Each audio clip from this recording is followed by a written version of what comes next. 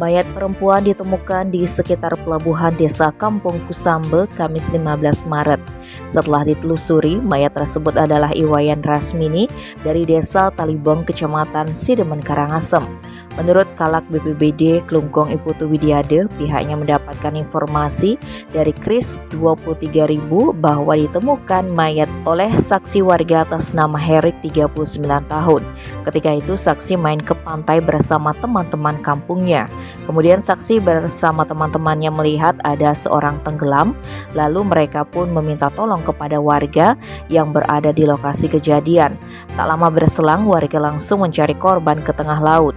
Korban lalu dibawa ke darat, namun sayang saat itu korban sudah dinyatakan meninggal dunia. Kapolsek Dawan AKP Komanggede Sosyawan membenarkan adanya temuan mayat wanita tanpa identitas di pantai Kampung Kusambe. Setelah foto korban disebar, diperoleh informasi bahwa korban berasal dari desa Talibeng, Kecamatan Sidemen, Karangasem. Inengah Suarike yang merupakan suami korban beserta keluarganya datang ke Rumah Sakit Umum Daerah Klungkung untuk memastikan korban.